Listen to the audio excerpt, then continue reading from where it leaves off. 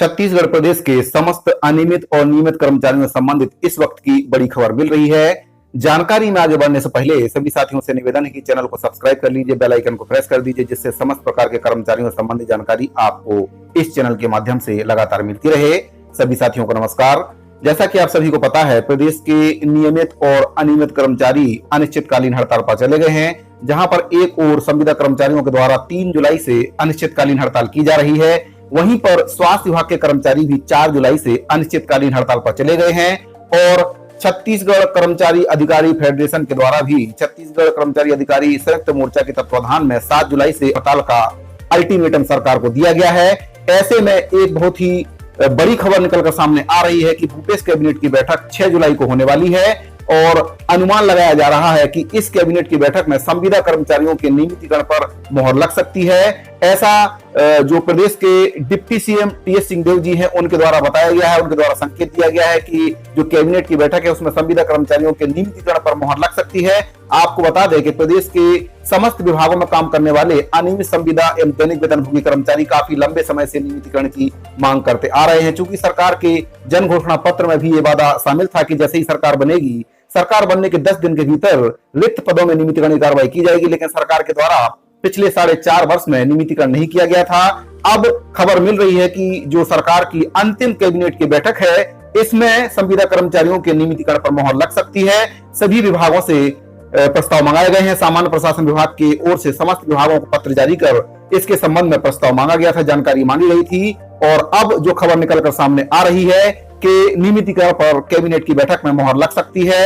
ऐसा स्वास्थ्य मंत्री टीएस सिंहदेव जी के द्वारा भी संकेत दिए गए हैं कि इस कैबिनेट की बैठक में नियमितीकरण पर मोहर लगेगी और जल्द ही समस्त विभागों में काम करने वाले संविदा कर्मचारियों को नियमितीकरण की सौगात मिलेगी। साथियों, आपको बता दें कि नियमितीकरण को लेकर प्रदेश के समस्त विभागों के कर्मचारी, अनियमित संविदा एवं दैनिक वेतनभोगी कर्मचारी पिछले कई वर्षों से नियमितीकरण की मांग करते आ रहे हैं। पत्राचार, आवेदन, निवेदन, हड़ताल, सभी प्रकार के जो उपाय हैं संविदा कर्मचारियों के द्वारा किए गए हैं, अनियमित कर्मचारियों के द्वारा किए गए हैं। संविदा कर्मचारियों की अनिश्चितकालीन हड़ताल के बाद छत्तीसगढ़ संयुक्त अनियमित कर्मचारी महासंघ के द्वारा भी 18, 19, 20, 21 को 4 दिवसीय आंदोलन और विधानसभा घेराव करने की रणनीति तैयार की थी। इसी को देखते हुए सरकार के द्वारा निर्णय लिया गया है कि 6 जुलाई को कैबिनेट की बैठक रखी गई है और अनुमान लगाया जा रहा है कि इस कैबिनेट की बैठक में संविदा कर्मचारियों को, अनियमित कर्मचारियों को नियमितीकरण की सौगात सरकार के द्वारा मिल सकती है। जल्द ही प्रदेश के समस्त अनियमित एवं संविदा कर्मचारी नियमित हो जाएंगे, ऐसा सरकार के द्वारा संकेत दिया गया है। वहीं पर हम बात करें तो नियमित कर्मचारियों को भी सरकार के द्वारा जो डीए और एचआरए है उसकी सौगात मिलने की उम्मीद है। 5% डीए सरकार नियमित कर्मचारियों को दे सकती है।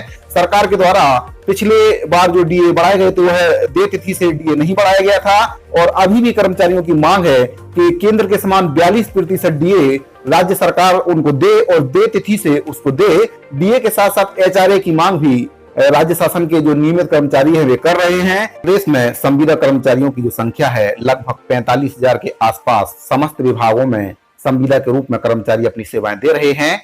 सामान्य प्रशासन विभाग के द्वारा एक पत्र जारी करके समस्त विभागों में काम करने वाले संविदा कर्मचारियों की जानकारी मंगाई थी, जिसमें से लगभग सभी विभागों से संविदा कर्मचारियों की जानकारी सामान्य प्रशासन विभाग को दे दी गई है। वहीं पर अनियमित कर्मचारियों की जानकारी भी सामान्य प्रशासन विभाग के द्वारा मांगी गई थी, जिसमें से कुल 22 विभागों के द्वारा जानकारी दी गई थी। बाकी विभागों के द्वारा जानकारी आना अपेक्षित है। ऐसे में अब सरकार के द्वारा नियमितीकरण पर जो फैसला लिया जा रहा है उसमें प्रदेश के समस्त विभागों में काम करने वाले लगभग 45,000 संविदा कर्मचारियों के नियमितीकरण पर सरकार निर्णय ले सकती है।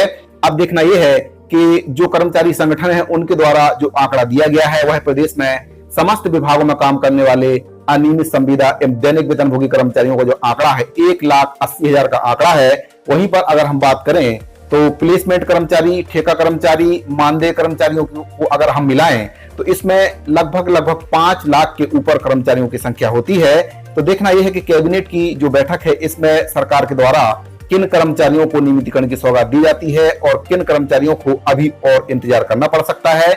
नियमितीकरण के मापदंड पर अगर हम बात करें तो सरकार के द्वारा जो नीति बनाई गई है उसमें 8, 16 और 24 और 30 वर्ष के जो कर्मचारी हैं उनको सरकार नियमितीकरण की सौगात दे सकती है।